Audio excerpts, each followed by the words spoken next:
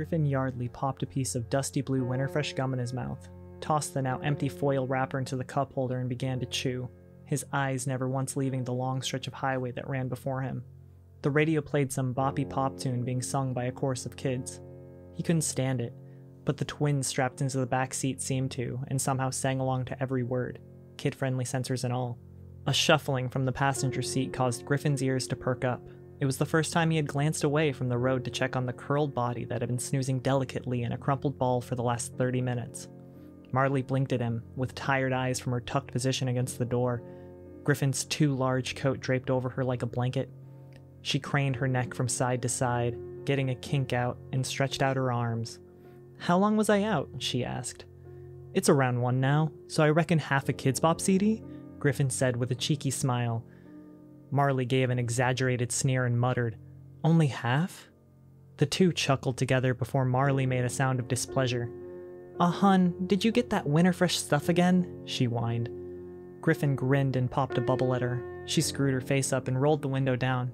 "Ever since you chewed it at the doctor's office, remember when I know. You puked on the nurse," Griffin laughed. Marley hit him playfully on the arm.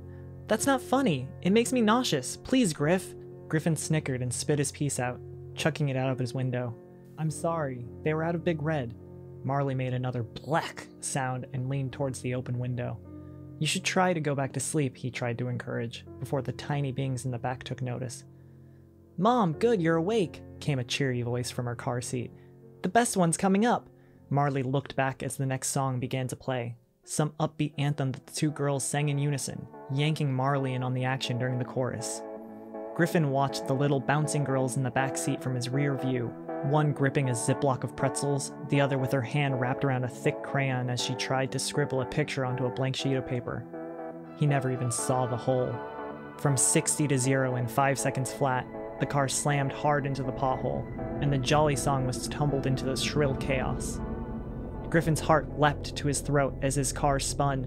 He could picture nothing but his baby girls in the back seat. Were they strapped in?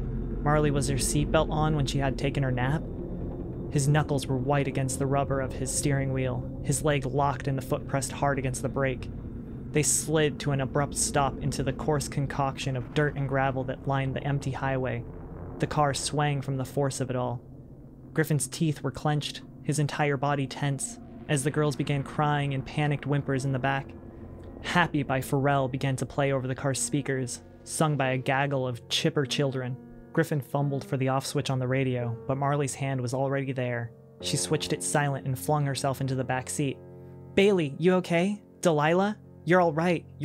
It was just scary, but we're okay," he heard her whisper to them as they wailed. Griffin looked through the window, unsure how much they'd spun or which way they were even facing at this point. They had peeled onto the side of the highway, where a 20-foot wide shoulder of dirt separated them from the edge of a fenced-up farm. They were off the road, and for that he was thankful. "I'm gonna check out the tire, see if we're okay to keep going," Griffin said, knowing full well that Marley hadn't heard a word as she bundled the twins in her arms. Griffin stared down at the blown front and back tire, unsure how he had managed to gash them both. The single spare in the trunk wouldn't cover them. He looked to the road and spotted the hole, some cracked behemoth that had probably been overlooked for years.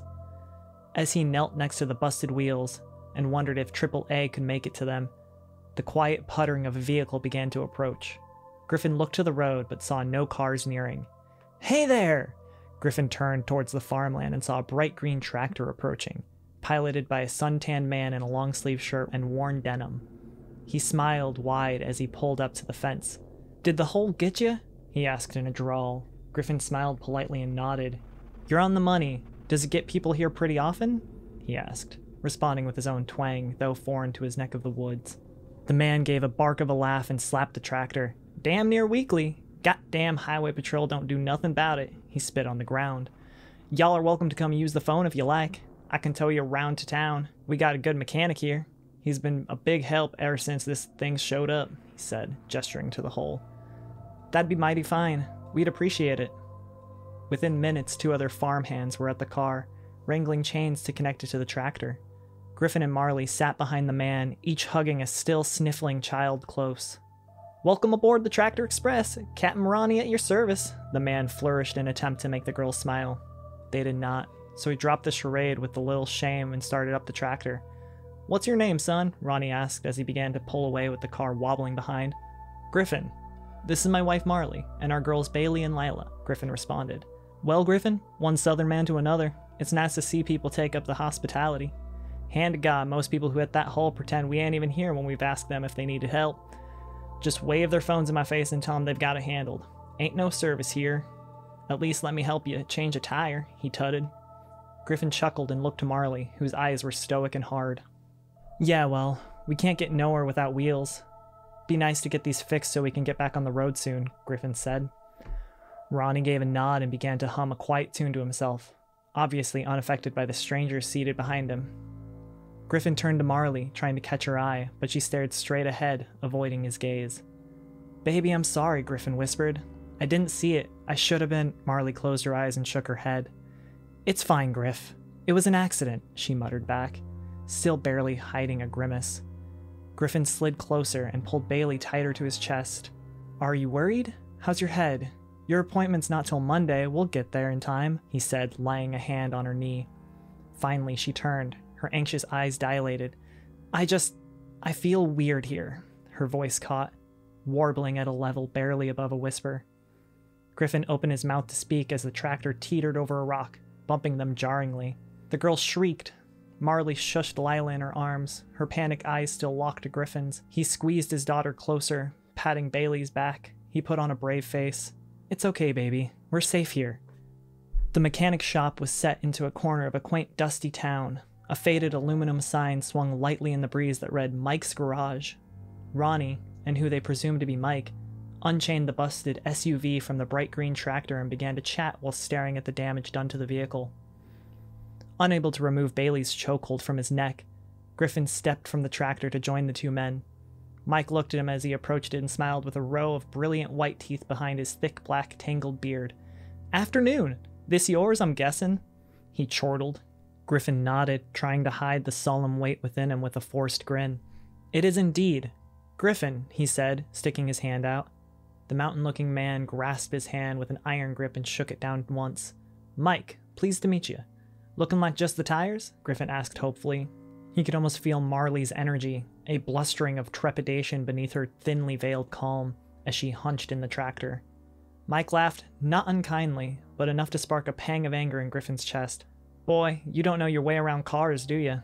Even without putting this thing up, I can tell you you're bent out of shape in the undercarriage. We can fix your axle probably. I'll have to take a look, but the earliest you're getting this back is tomorrow night." Griffin swallowed. Tomorrow would only slow them down a day. They'd get to Massachusetts on Sunday. Not ideal, but it'd be nice to get there earlier. His lack of response caused a couple of wry jibes Griffin didn't pick up on. "Boy, where are you from?" Mike asked, his original polite tone now a grating, condescending drool. "Austin. We're from Austin." "What you all the way out here for?" Ronnie asked.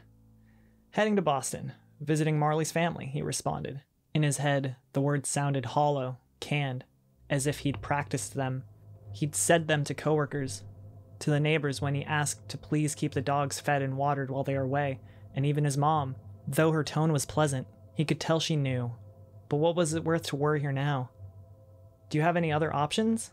Maybe I could get a rental from another town and we can pick up the car on the way back?" Griffin tried.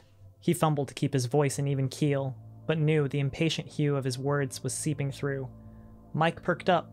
He combed his fingers through his beard and took another look at the car, curiously considering whatever options were available.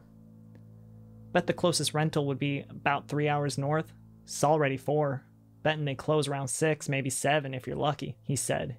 His joking tone now turned to a newly settled calculation. "We got a phone book and a landline in the office if you want to look someone up."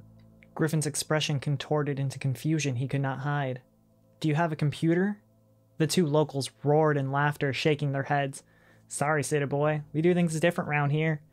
The spark burst into fury in Griffin's chest, and he had half a mind to tell them off, when Marley's voice cut through the thick haze of anger.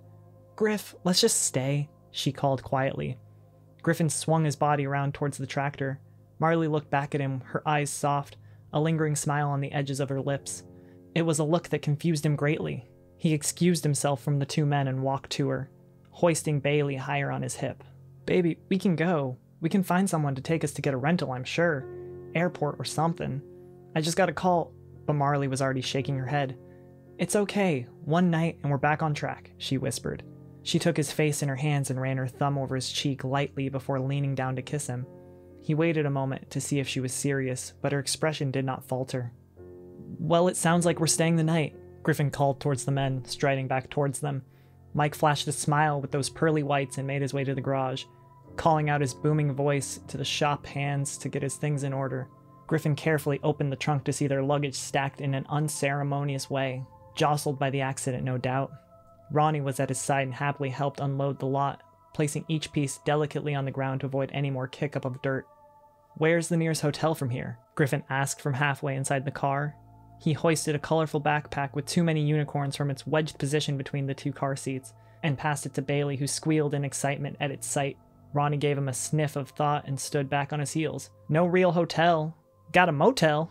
Rat problem right now, though, he said, running his calloused fingers over a scraggly patch of hair he'd missed on his chin. He fiddled with a couple of hairs, twirling the longer one around his finger delicately before yanking it out of his skin with a swift swipe.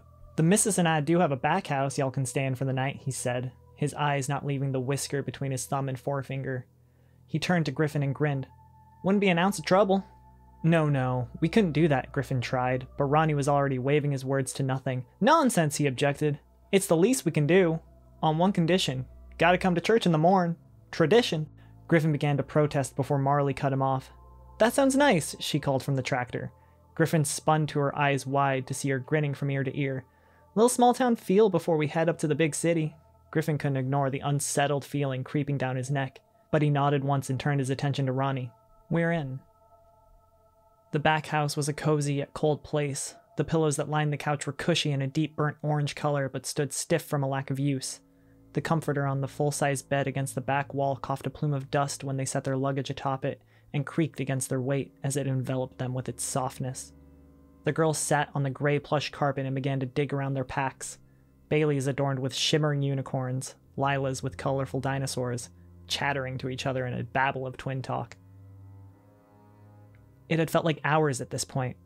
All Griffin wanted to do was drag himself into his strange bed and let sleep overcome him, but light still streamed through the window, and Marley was perched at a bar stool against the kitchen counter, an all-wood thing that seemed cobbled together, yet somehow stable, and was staring straight ahead. His heart rate crept up as he watched her, unmoving, and for a moment he wondered if it was best to let her be, especially with the girl so close by. He listened to his daughters pull out papers and crayons and begin to color something out, and hoped they would be distracted enough as he approached his wife. Griffin pulled the empty stool out and took a seat, leaning heavily onto his elbows so he could pitch forward to see her face. Marley was unblinking, her eyes dilated and wild, and she didn't notice him for a moment. He could almost hear the static of her thoughts through her placid face. Mar, Griffin whispered. Her face turned to him, but her eyes remained focused on a water-stained smudge against the fake wood paneling. She made a sound of recognition, but her expression was unchanged. Mar will be in Boston by Monday. You're okay until then, yeah? You have the pills Dr. Trekken sent? Griffin continued, edging his hand ever so slowly over to her clenched fist. Boston, she said. Not a question, not a sentence, only a murmur to tell him she knew. Griffin exhaled slowly and turned back to the kids, checking that they weren't seeing what he was seeing. Griffin, what if the answer isn't Boston? She mustered. Griffin tilted his head in her direction again, but did not speak. She fiddled with her cuticles, picking at the spots that had been picked at oh so many times before as her eyes danced across the wall. What if the answer is here? She whispered. Griffin narrowed his eyes at her and leaned in closer. What do you mean, here? He asked. Marley pushed herself forward and felt the torrent of words spill from her mouth. Sitting out there, waiting for the mechanic, I felt something. I felt like things I've been seeing, the things I've been hearing. What if this is where I find the answers? She finished and looked at him. Griffin didn't say much. He reached to Marley's hand and kissed the skin softly. I'll make you a deal. We go to Boston first, and if when we're done, you still feel like this is the place you gotta be, we'll come back, okay? Marley studied his face, always so kind, always so willing to bend over backwards for her. Promise? She breathed. He nodded at her once. Promise. The morning came quickly for Griffin, who managed to sleep soundly in this stranger's bed with 2 6-year-olds between him and his wife. It was the joyful knock on the door at 7 a.m. that woke them all from their slumber. All except Marley, who had laid in a half-sleep stupor since 3 that morning. Her dreams were a twisted, abstract concoction of words and feelings she couldn't make sense of, as if her whole body was fighting to stay awake, to bring her closer to whatever it had been trying to tell her for the last 5 months. Before the knock on the door, Marley had been staring at the ceiling, her eyes dry and unblinking as the static crackling in her ears thrummed louder with the beating of her heart. The timing was off, she realized, as she felt her heartbeats hit half a second after the pump in her skull. It wasn't the beating of her own heart, it was the beating of whatever beast had called her here. At 4 a.m., Marley stood in the bathtub, letting the cuffs of her flannel pants touch the water as it pulled at her heels. At 5 a.m., she was on her hands and knees, staring down into the drain, the dribbling water gently flowing onto the back of her skull, wetting her neck and shirt. She giggled as she stared, the beat in her heart and the one in her head finally in time with one another. Griffin opened the front door in nothing but his boxers, expecting to see an early-risen Ronnie on the doorstep, but no one stood before him. Only a torn scrap of paper from a yellow legal pad that had been taped to the door. Griffin peeled it off and scanned the page. "Morning. When you and the missus are up and about, service starts at 9 a.m. There'll be donuts. Ronnie." Griffin closed the door behind him as the girls began to stir, uncurling themselves from the knit blankets and stretching into the back of their mom. Marley was staring to the sky, and Griffin wondered if she'd been able to sleep at all that night. Maybe the car would have been a better option after all. In step with his usual habits, Griffin scooped up Marley's purse, removed the orange prescription bottle, and dumped out 2 vibrant pink pills into his palm. On his way to Marley's side, he stole the half-empty water bottle from the bedside table and unscrewed it before seating himself in the empty space beside her. "Morning, Sweet Pea," Griffin whispered. Marley struggled to look at him, but made the motion to smile. A good sign. Griffin released a content sigh as he held out the pills to her. "On the road again soon. Just gotta make an appearance at service and we're back," he reassured. Marley sat up and held her hands out for the pills. They were trembling slightly, her skin a little damp.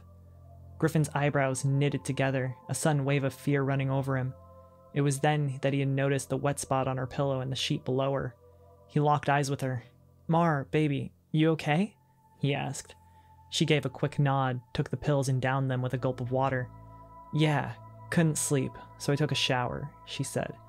Her voice a cool, level tone. Griffin had never not once believed his wife. When she had come to him months ago, her body contorted with sobs and told him she was hearing things, he believed her. When they had to leave the park with the high fountain because she thought there was something evil beneath the water, he took her away and didn't ask one question about it. When she told him the pills weren't working the way they were supposed to, he booked the next appointment they could with the best hospital they could find and got her out. There was nothing in her voice this time. The complete innocuous tone was laced with a tinge of deceit that he had never heard from her before. The way she spoke, the words she used, the breath she used to say it, all of it was skewed wrong in Griffin's ears. Her eyes didn't leave his as she stroked Delilah's hair, almost daring him to probe the issue. They were so close to leaving, he wasn't about to mess it up now. So Griffin nodded, kissed her forehead, and whispered, "The church has donuts." They hadn't packed anything nice for their trip. The one that was going to end with a 2-week stint at an inpatient care for Marley and 2 weeks of hotel rooms and sightseeing for Griffin and the girls. There was no room for dresses and slacks in their suitcases, so the two of them put on their nicest pair of jeans and whatever t-shirt was the least wrinkled and walked to church down the way. As they approached the parking lot, the vastness of the blacktop stunned them both. Each one of the 5 rows of parking contained at least 20 stalls, and every single spot was full. Griffin's mouth fell agape. "Jesus, what is this? An amusement park? There's no way there's this many people here," he said as the 4 of them weaved between the parked cars.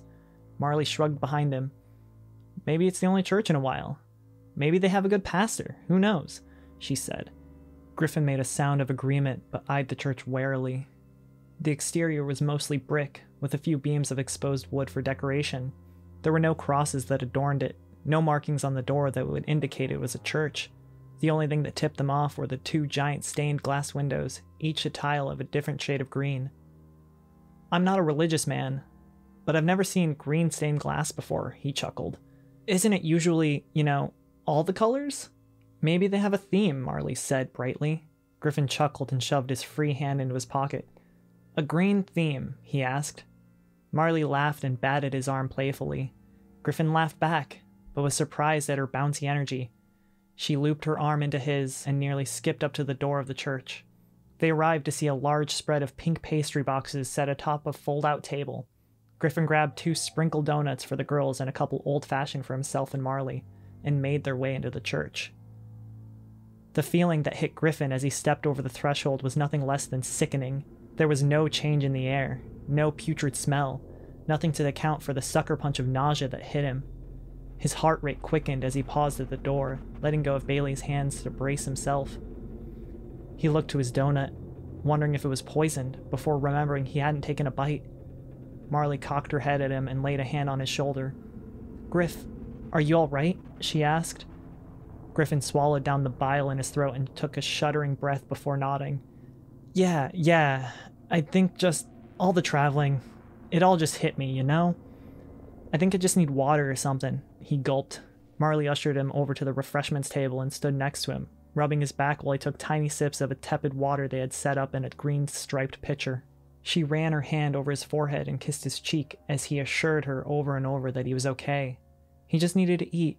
He'd be fine. After fussing a few seconds longer, they made their way onto one of the many pews. It took a few moments of settling into his seat before Griffin noticed how absolutely empty the church pews were. There were a few people here and there, but nowhere near the amount of people to represent the number of cars in the lot. The church before them could easily fit 2, if not 300 people, and yet 50 maybe were seated around them. As Griffin turned to Marley to muse on the fact, a trill of an organ started up, and the smattering of people stood at its minor set tune. Marley and Griffin stood as well, letting the girls sit and continue on their pastries. A man in a long green robe stepped up to the altar as the vibrato of the organ came to a thundering halt. There was a rustling over the crowd as everyone raised their bent arms to shoulder height, palms towards the ground. "Good morning to you," the pastor said. "Good sunrise, sweet savior," the group chanted in unison. Griffin leaned into Marley's ear. "What kind of service is this?" he whispered. Marley shrugged quickly and snuck a bite of her pastry, daring him to laugh at her full cheeks as she munched. Griffin stifled a laugh, wondering where this playful mood was coming from, but unable to deny he enjoyed it. The pastor made a motion for them to sit, and the audience obliged. He stepped up to the edge of the altar and began to speak. "Another blessed day, friends. The mighty Lord within us has given us life yet again." The group muttered something in unison Griffin could not catch, making a motion with their hands near their faces and torsos. As the pastor spoke, Griffin glanced around the room. Larger than churches back in his childhood hometown, this place of worship was strange, at best in comparison. Churches of this size were usually top to bottom decorated with the cross, or imagery of Jesus, or even Jesus on the cross. Maybe it was lack of integration from his long thrown away Catholic upbringing that he was referencing. Hadn't he seen images?